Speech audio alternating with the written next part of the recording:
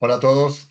Bueno, ahora les voy a mostrar un poco, vamos a hablar un poco del concepto de documentar software con IA generativa, porque es una buena idea, cuáles son los resultados que se obtienen y cuál es la diferencia con documentación tradicional de software.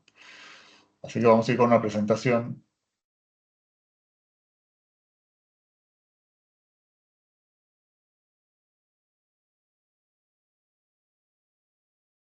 Bueno, lo primero es una pequeña introducción a- a lo que queremos obtener hoy, ¿no? Como decía, es un poco entender qué nos pasa hoy con la documentación tradicional, incluso si la tenemos, ¿no? El problema en general es que no la tenemos, pero incluso si la tenemos tiene ciertas limitaciones. Y ahí vamos a mostrar un poco cómo la IA generativa se puede aplicar en esta documentación. Y vamos a ver un caso súper concreto con la solución funcionando donde podemos navegar la documentación de una manera distinta. En principio, bueno, creo que esto la mayoría les debe ser, a la mayoría le debe resonar, que es la limitación de la documentación tradicional. Decía, incluso aunque la tuviéramos y aunque hubiera sido generada automáticamente, si solo lo que nos queda son documentos, igual son complicados de navegar, especialmente cuando uno quiere ver cómo funciona un proceso de punta a punta y tiene que empezar en la cabeza a conectar los puntos de esta función llama a esta otra, y esto se escribe en esta tabla, y este modelo llama a este método, y hilar todo eso tampoco es sencillo normalmente. Por otro lado, las relaciones de base de datos muchas veces no están mapeadas, la foreign key entre tablas muchas veces no están mapeadas en la base de datos, ¿sí? Y el software de alguna manera eh, deduce que están o actúa como si estuvieran, pero para alguien que no conoce el software es difícil darse cuenta de cuáles son esas relaciones. Y como decía, mantener el hilo es complicado. Y además, la documentación estática se queda desactualizada rápidamente. Llega un punto donde la gente directamente ya no la consulta, porque ya no confía en que esté actualizada y prefieren ir a leer el código, aunque eso les lleve mucho más tiempo, ¿no? Y por supuesto, la documentación es importante, ¿no? Es importante para entender el software. Cuando tenemos nuevos miembros en el equipo, se nota mucho esa diferencia. Nos da una referencia rápida para buscar información sin tener que estar leyendo todo el código, hace que todos entiendan lo mismo acerca del software, y obviamente facilita hacer cambios en el código y además arreglar el código cuando hay algún problema, sobre todo si tenemos un software productivo y muchas veces de misión crítica. Es fundamental que ante un problema podamos rápidamente identificar cuál es la parte de la aplicación que genera ese problema o que tiene esa funcionalidad y arreglarla lo antes posible. Así que la documentación es muy importante, creo que todos lo tenemos claro. Y acá entonces la pregunta es, bueno, ¿qué nos puede traer la IA generativa? ¿Sí? La IA generativa, creo que a esta altura todos la conocen, pero en particular una cosa que es muy relevante es que tiene un entrenamiento particular relacionado con el código del software, ¿sí? Además, así como puede generar texto y otras cuestiones, puede generar código especialmente bien, y lo hace porque fueron entrenados especialmente para eso. No es un texto más el código fuente para la IA generativa, un texto más del que aprendió de Internet, como de otras miles de cosas, sino que realmente hay un entrenamiento específico con software, hay un reentrenamiento humano, un refuerzo de las redes neuronales para asegurar que las respuestas sean lo más precisas posible. En un principio OpenAI, por ejemplo, tenía un modelo separado llamado Codex, pero después lo incorporó en el mismo GPT-4, o sea, GPT-4, 4o, incorporan esa capacidad de desarrollo de software y de entendimiento de software a un nivel realmente muy alto, ¿no? Y después vamos a ver algunas métricas de eso. Y acá, bueno, justamente este paper que lo pueden eh, consultar, ahí les dejo el link abajo. Es un paper muy interesante de una universidad en India, es muy reciente además, donde justamente revisaron esto, ¿no? Cómo se comparaba la calidad de documentar software en forma manual versus distintos modelos generativos. Y acá están un poco las métricas en ciertas dimensiones.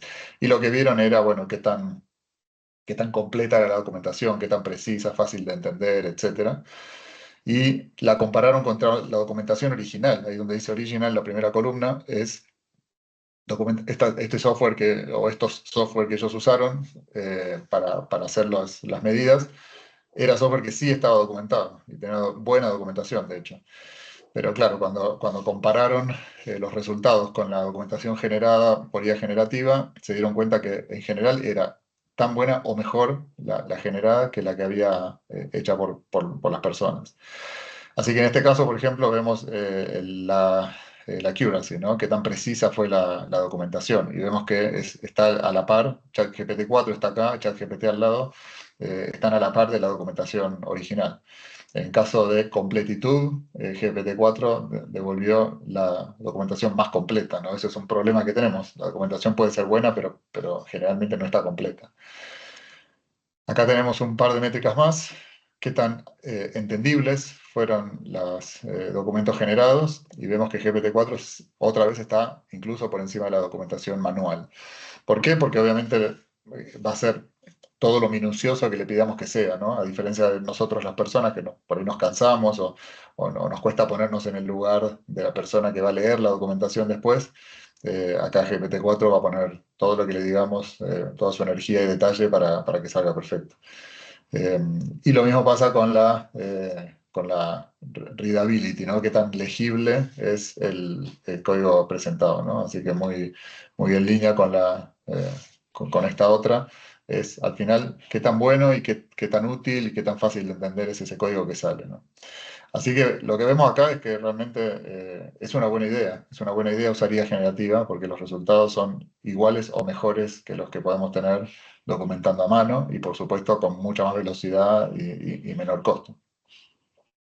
Entonces diciendo, bueno, ya nos convencimos, documentar piezas de software con IA generativa funciona, es una buena idea, pero además hay un poco más que eso. Y acá me voy a meter un poco en una problemática que no es solo de la documentación de software, una problemática más general de la inteligencia generativa y los modelos de lenguaje. Generalmente uno cuando quiere que la IA generativa saque conclusiones sobre documentación o información compleja, desestructurada, supongamos que tengo miles de papers académicos de biología molecular y quiero encontrar ciertas conclusiones, patrones, cómo se relacionan unos con otros, cuáles son los conceptos principales que más están apareciendo, de qué hablan esos conceptos y en qué se basan, en qué otros conceptos anteriores están basados. Ese tipo de preguntas son muy difíciles de contestar con los sistemas que estamos viendo tradicionalmente de preguntas y respuestas de IA generativa. ¿Por qué? Porque en general esos sistemas lo que hacen es tomar cada documento por separado, partirlo en piecitas y dejar todo eso disponible para búsquedas. Y cuando yo busco cierta palabra o cierto concepto clave, va a ir a buscar esas piezas de distintos documentos que hablen del tema. Pero ¿cuántos documentos hablan de un mismo tema? ¿Cómo se llama ese concepto? ¿Con qué otros conceptos se relaciona? Todo eso no sale trivialmente, no funciona tan fácilmente con estos sistemas. De hecho, los resultados son bastante malos. Hay papers específicos que muestran esto, ¿no? De cómo cuando uno, y justamente ahí abajo hay un paper muy interesante de Microsoft de esto, pero en definitiva queda súper claro ahí con varios ejemplos que hay un montón de preguntas que se contestan muy mal con los sistemas tradicionales de pregunta y respuesta basados en inteligencia generativa. Y ahí aparece el concepto del grafo. El grafo se parece más a cómo pensamos las personas, ¿no? En un grafo uno sí puede representar conexiones entre cosas, les puede poner pesos a las conexiones, porque esta relación es más importante que esta otra. Puede tomar un montón de conceptos chiquitos y conectarlos con un concepto más grande, ¿no? Generar como un nodo superior que pueda englobar un concepto más complejo y ese superior conectarse con otros conceptos complejos también y describir por qué, cómo se conectan. Se puede hacer mucho más rico la semántica y el significado de toda esta información en un grafo, ¿no? En un grafo uno puede representar la complejidad de las cosas de una manera casi como uno quiera, ¿no? La flexibilidad de los grafos nos permite representar esa complejidad como nos parezca mejor. Entonces ahí es que aparece la idea y hay mucho trabajo sobre esto, ¿no? Sobre cómo usar grafos para que los modelos de lenguaje no dependan solamente de piezas sueltas de información, sino que se puedan apoyar en conceptos más amplios y también que puedan asegurar que pueden recorrer todas las conexiones sobre un concepto y no solamente las primeras que aparecieron en esa búsqueda de piecitas o de párrafos, sino que si para mí es importante entender todas las tablas en las que escribe una clase, por ejemplo, yo pueda recorrer el grafo y encontrarlas absolutamente todas, ¿sí? Y eso no es tan fácil tampoco de hacer en los sistemas tradicionales. Así que eso permite que la información sea más precisa y que yo pueda hacer preguntas tan complejas como quiera porque esas conexiones me van a permitir navegar toda la información que tengo. Así que se hace una diferencia muy importante cuando uno logra conceptualizar y plasmar toda esta información en un grafo y después tener una forma de recorrer ese grafo. Así que eso es lo que estamos haciendo, obviamente. Estamos usando la guía generativa para poder generar ese grafo. Eso implica que usamos la guía generativa también para identificar las relaciones entre objetos, entre clases, métodos, módulos, tablas. Esto que decíamos de las relaciones que no están mapeadas en la base de datos entre una tabla y otra, también lo puede deducir a partir del código y dejarlo mapeado en el grafo. Y con todo ese grafo ya formado, con todos esos conceptos relacionados, podemos tener un asistente virtual. ¿Sí? Podemos tener un asistente virtual que sepa navegar ese grafo y por lo tanto pueda contestar preguntas mucho más complejas sobre nuestro software. Y por último, entonces, antes de ir a verlo en vivo, acá está el caso de estudio. El caso de estudio es MFO, es un Family Office eh, que tiene actividades obviamente en el mundo financiero y tiene una aplicación clave en Java basada en MySQL, que es core del negocio. Son 6.000 líneas de código y bueno, faltaba conocimiento en el equipo, ¿no? La persona que era experta salió de la compañía eh, y entonces obviamente hay un riesgo con la continuidad de negocio de que haya algún problema con ese software o de querer cambiarlo. Un software que además está en Java cuando el resto de las aplicaciones están en otros lenguajes, tampoco hay tanto conocimiento en el equipo.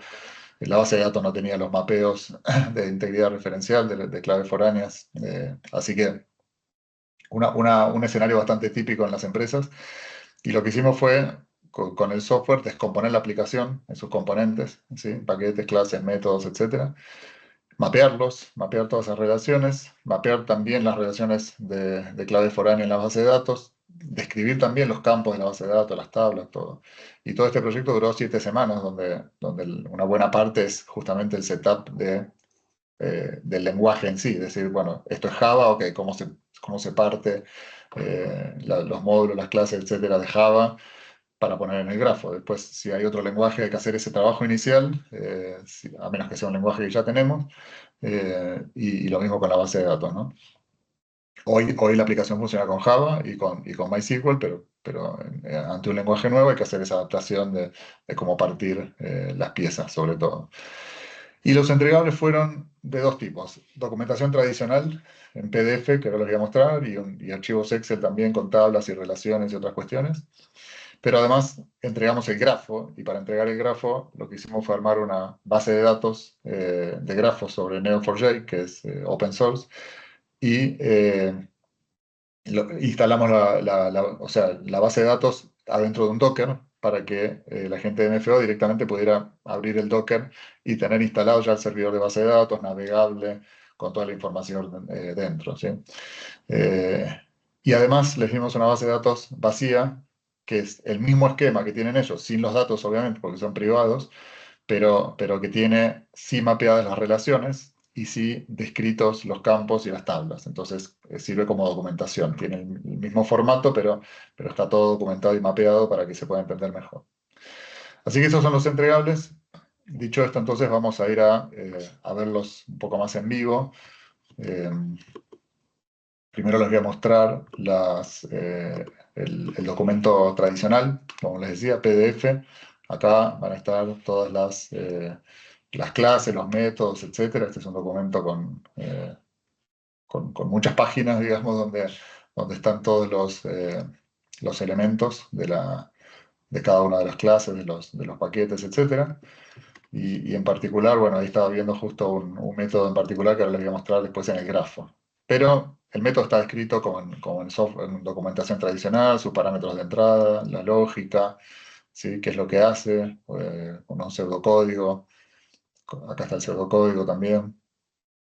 Entonces la idea, uno siempre puede venir acá, ¿no? Esta documentación es válida y para algunas personas o para algunos casos puede ser muy útil. Pero además de eso, se entregan un par de documentos más. Acá hay un Excel donde están también los pseudocódigos de cada función. Eh, Tenemos también una lista de todos los métodos, cada método a cuáles campos de la base de datos llaman o interactúan o escriben. Y por último hay eh, una lista de todas las clases, atributos, etcétera, con una descripción. Todo esto, de vuelta, está también en el PDF, ¿sí? Pero bueno, acá hay otras formas de navegar la información. Pero lo novedoso es la otra representación, que es la del grafo, ¿sí? Entonces en el grafo, acá tenemos el paquete principal de la aplicación, que se llama MFO, y lo que podemos hacer es, por ejemplo, ver todas las clases que tiene este paquete, ¿sí? Y para cada clase vamos a poder ver sus atributos, sus pseudocódigos, su descripción, igual que lo que veíamos en el documento PDF que estábamos viendo, ¿sí? Entonces vamos a meternos a alguno de estos. En particular, por ejemplo, nos podríamos meter a valorización y ver acá la misma descripción que estaba en el PDF, ¿sí? Podemos ver acá algunos de sus atributos. Vamos a meternos en particular a la clase root, ¿sí? Esta clase particular, vamos a revisarla. Representa un cliente, entidad financiera, identificada por su número de root, ¿sí? Y entonces yo quiero ver ahora, por ejemplo, cuáles son los métodos que tiene la clase root, ¿sí? Entonces puedo hacer así y decir que quiero ver esto, has method. Entonces me va a decir todos los métodos que tiene esta clase, ¿tá?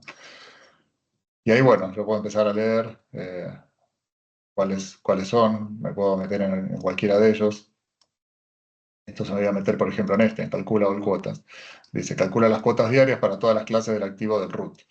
Y acá va a tener su pseudocódigo, que también lo tengo en el PDF, pero lo puedo ver acá también, ¿sí? Inicializa las variables, obtiene valores de compras, bla, bla, bla. Se pueden ver los vecinos acá, o sea, con qué está conectado cada uno de los nodos, ¿sí? Todo esto, este visualizador se llama Neo4j Bloom y es un visualizador estándar para este tipo de base de datos.